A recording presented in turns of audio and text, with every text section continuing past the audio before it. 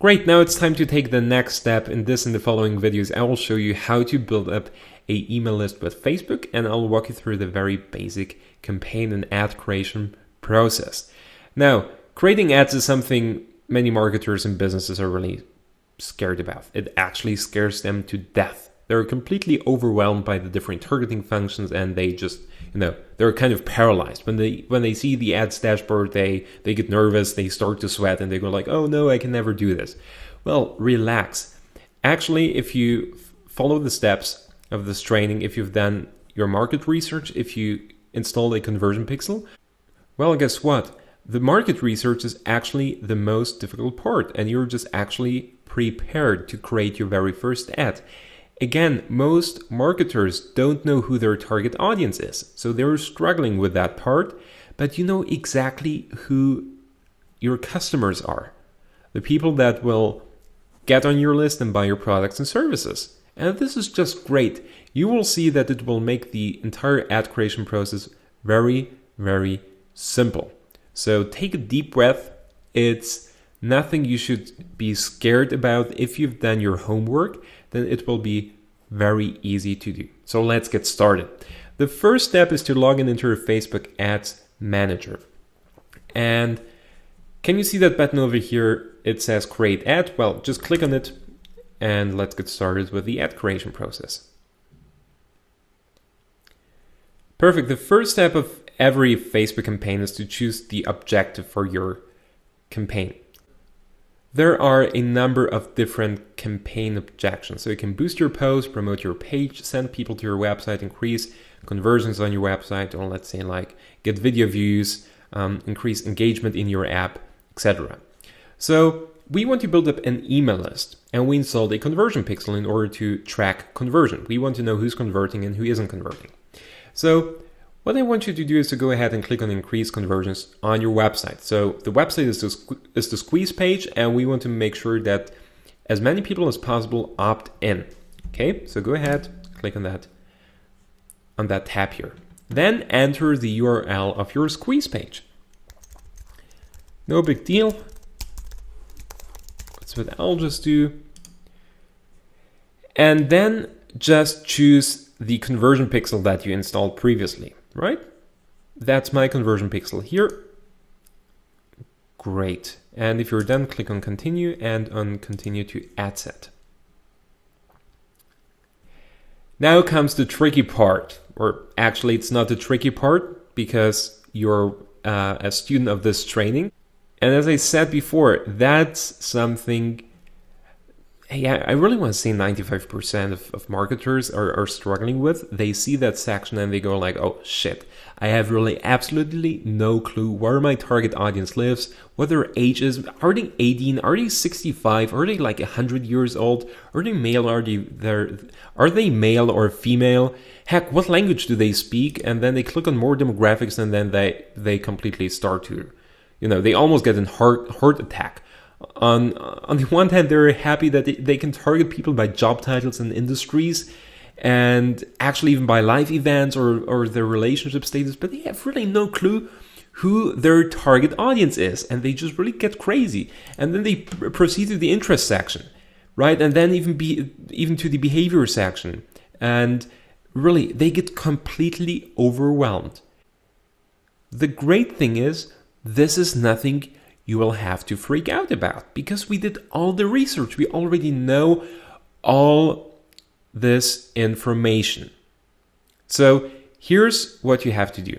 In this training, we'll skip custom audiences. Custom audiences are a little bit more advanced, and if you're just starting out acquiring customers on Facebook, building up your email list, this is the interesting section for you. So just forget about that for a moment. So what I want you to do is to open your customer avatar, maybe you even have it printed, and just have that one open. So the first thing you have to specify is the location. Where does your target audience live? Now, if you want to target multiple countries, here's what you shouldn't do. Don't enter, for example, the United States, the United Kingdom, and Australia in this field here. If you compare your 3 different customer avatars, then you'll see some differences, okay? The demographic structure will be probably different, and also the things your target audience is interested in might vary. So acknowledge this fact and set up separate campaigns. So if you want to reach people living in the United States, in the United Kingdom, in Australia, well, don't enter all 3 countries here, just go with one, okay? So in this example, I'll just pick the United States. And hey, if you're a local business, you can get even more specific than that. You can say, I just want to reach people living in New York or in San Francisco or in London or just a very specific district of London. So if you're just really interested in a very specific geographic region, then just specify it here. But in 95% of the cases, just go very broad if your product has kind of mass appeal and you don't face any geographical restrictions. Then age is also pretty important. Just take a look at your customer avatar. Where is it? Here it is. And as we can see, our target audience is between 25 and 44 years old. So guess what I'll do? I'll just specify that audience here.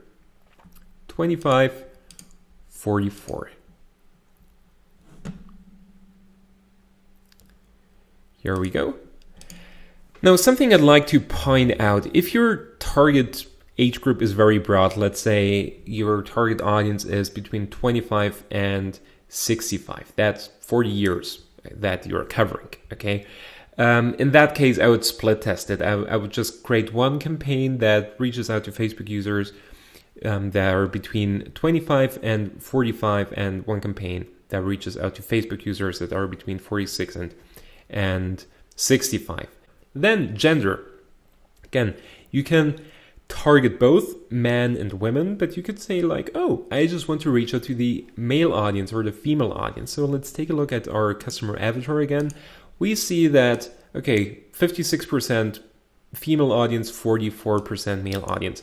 There's basically no significant difference. So in that case, I wouldn't specify the section here. Now, if your market is very specific, let's say you try to advertise a dating service and you're just looking for male subscribers, then guess what? Just select the male audience only. Languages. This is a very interesting section that you will not use in 99% of all instances. Let's take a look at the following example. So let's say I want to advertise a German social media marketing blog. Now, here's what I'm doing. I'm reaching out to people in the United States that are between 25 and 44 and both male and female. Now, what's the problem about that configuration? Well, probably 98% of these folks here don't speak German. They will not understand. They will read German, and as you know, German can be a pretty threatening language if you don't speak it. They'll just read the blog article that I promote or the squeeze page, and they'll go like, oh, what is that? They will actually get scared.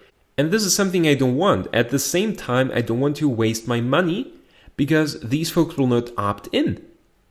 Right? If someone would send me a squeeze page that's written in Chinese, I would not opt in if I don't understand what I'm subscribing for. Right? So if you want to reach out to a certain group of people that doesn't speak the official language in that country, then you definitely have to specify the language here. Great. Next step, more demographics. What is that? Facebook marketing or Facebook ads can get very specific, and with that you're getting super laser targeted. So you could say, I just want to reach out to people who are single or who are married, or I'm just interested in a certain education level, or people with certain job titles, or with a certain amount of income. You can even target specific live events. But the first sections here, relationship, education, work, financials. Now, let me ask you a question. Have you ever heard about these targeting options here? And the next question is, do you have information about your target audience in terms of these targeting options here? Well, surprise, surprise, you have. Just let's take a look at our customer avatar. If you've done your homework, Income, boom, 100K. Education, boom. I know that my audience is pretty educated. We've seen that there's a big amount of folks living in the United States who are interested in social media marketing, and they've been to grad school. Relationship, I know that many of them are married, 52%. And I even know their job. I know what they're doing for a living. There's management, sales, and IT. So they're in management, in sales, or in IT. So what I could do is just to go ahead and specify these sections here. So I could pick the relationship status and say, okay, I just want to reach out to the married folks, or education, just to people who've been to grad school, work, just to Facebook users that are in management, and financials, just to Facebook users that earn more than 100K a year. Now, the good thing about more demographics is that you can get pretty laser targeted, very laser targeted. On the other hand, you should be a little bit careful because it narrows down your target audience quite a lot. If let's say you're targeting Facebook users that earn more than 100,000, have been to grad school, are single, and in IT. That's a very specific targeting. So when you play around with that section here, just make sure to monitor the audience definition bar. So make sure it's still in the green range. If it's red, it's too specific. That means that you have to remove some targeting here, some of the targeting here. If it's too broad, then you still know, okay, I can play around with that here. But generally speaking, use this section if your audience is very broad. After you entered some interest here, Facebook still tells you, wow, you can get more specific. So in that case, you could use the more demographics functions here. Next, the interest section here. Well, you can target people by interest, and this is what makes Facebook so powerful. Well, here you go. I told you to take notes on the interest. Many people are struggling with that. So let's just enter a few. I want to reach out to people interested in Amy Porterfield or John Loomer, Mary Smith, which is a public figure, digital marketer, let's say social media examiner. So add as many interests as you can, and then just monitor this audience definition bar. So if I would enter like 10 more, and this thing here would move to the right side, so it would indicate that the targeting is too broad, there are two options. Either I would just create a new campaign, a new ad that, and I would just split this the targeting. So if I identify 20 different interests, then I would create one campaign that contains the first 10 interests and a new campaign that includes the last 10 interests. So that's what you can do, is just split testing the section here. Or again, you just enter every single interest that you identify that's relevant, and then you just use the more demographics function to specify your target audience. Behaviors is not so important, so you can specify the digital activity of your users or the mobile devices they're using.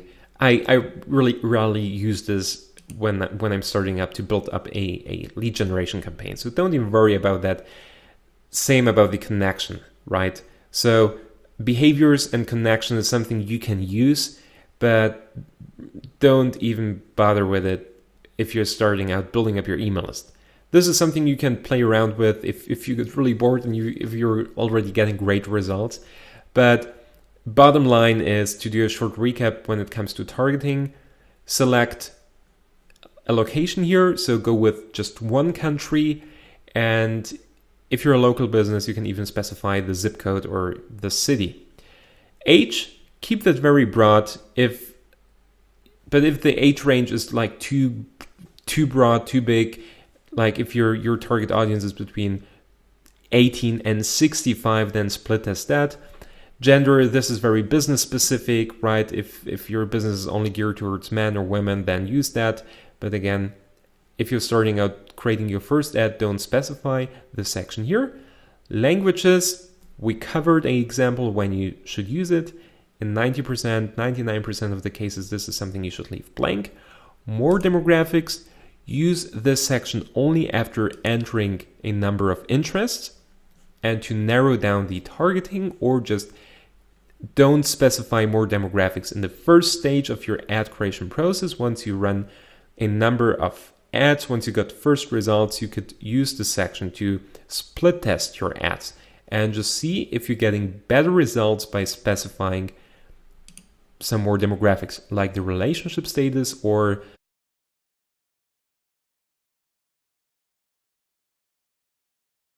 the job title of your ideal client. And then the interest section. Enter as many interests as you can and monitor the audience definition bar here. So make sure that the audience definition bar is in the middle. If it's getting too broad, then you have two options, and that is creating a separate campaign, split testing the interest section, or again, using the more demographics option to just get more specific, more targeted. And completely forget about behaviors, about connections. And in the next video, we'll talk about how much you should spend on Facebook. So we'll talk about bidding, about pricing, and about scheduling your ads.